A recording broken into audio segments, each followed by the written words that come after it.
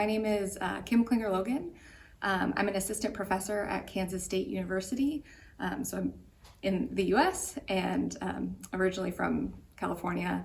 I did my PhD at the University of Minnesota and finished in 2019. My mathematical interests are in the area of automorphic forms, which is kind of generalizations of exponential functions and periodic functions. And they kind of came out of number theory, and specifically they can be used to generate L functions or generalizations of zeta functions. So that's one of my kind of motivations for being interested in these objects. But they also have some applications to physics due to the fact that they're functions on kind of weirder moduli spaces. And so what I'm interested in is some of the applications to physics and number theory, and how some of our knowledge about what's happening in number theory tells us about physical applications, as well as how those physical applications can then in turn tell us about number theory. So specifically, I like to work with solving differential equations on these spaces and analyzing solutions to those differential equations and where their applications kind of go back and forth. So in studying some of these objects that come from physics, physicists had this kind of conjecture, basically that based off of some computations, they thought this one sum would be zero. And so and it's like a double summation over divisor functions, something that you would maybe normally see in analytic number theory. So with my collaborators, we tried to show that this thing was zero, and we tried to use these classical number theory techniques using Dirichlet series, and we got this argument that seemed like it was showing that this thing was zero, and of course the numerics showed that this sum should be zero. But in our argument, in our kind of classical style argument, we had to evaluate this series outside of the region of convergence. And so we could only give a formal verification. And so we tried for a while to make this a little more rigorous. And then later with a collaborator, Ksenia Fedosova, we decided to see what would happen kind of more generally, because this example we saw was just kind of one particular case that we expected to be zero. So based off of other physical computations, we tried to generalize this. And when we did, we were seeing that we kind of wrote out a general form for this, and we kind of started testing things numerically of based off this more general conjecture that these other sums should be zero. And that conjecture seemed to be false. And we weren't sure why, because the difference seemed to be off by some periodic thing.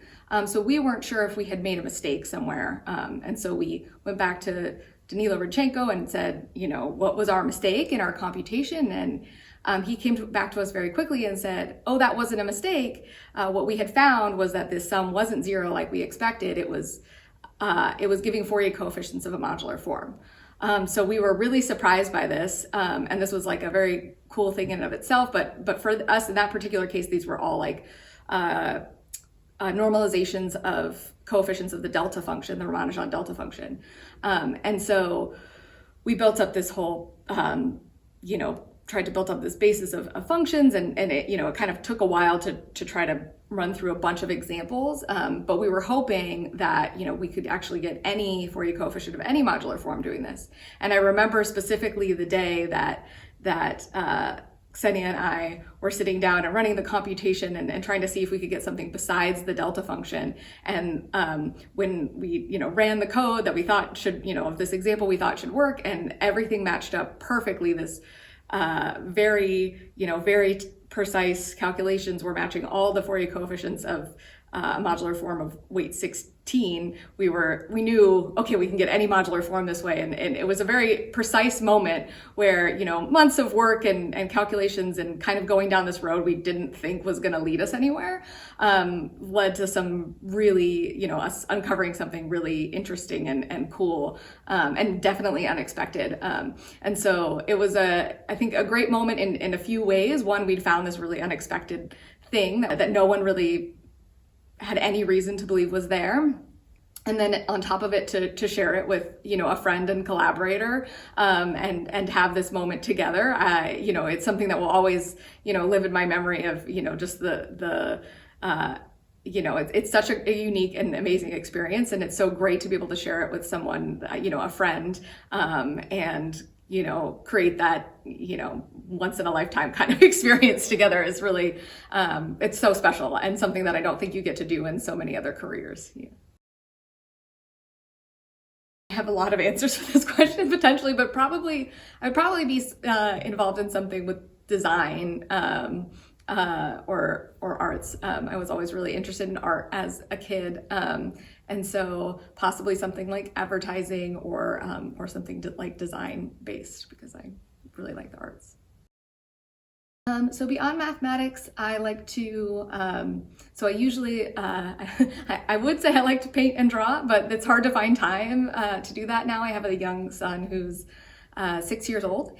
And so it's hard to find time to do those things. But I really love to hike, and we're getting my son into hiking as well. I love to climb and weightlift, and now those things make more sense as far as, when I have a few minutes to myself, it's good to move my body and it's better for my brain. So those are most of the things I like doing. So there's so much advice out there. And I feel like I want to rattle off 100 things, personally. And, but the thing is, everyone's situation is so different that, I think, some of the more blanket advice is kind of the most helpful. Specifically, I don't know a lot about the job market, outside of the US.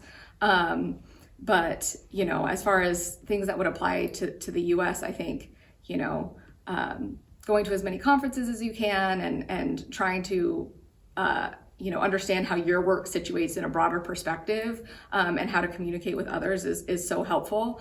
Obviously you want to sit down and try to do as much as you can as far as getting papers out and actually doing the work. But if you don't go and meet other people and share it, and find some way to communicate that, then it's really kind of lost. So that's my biggest advice.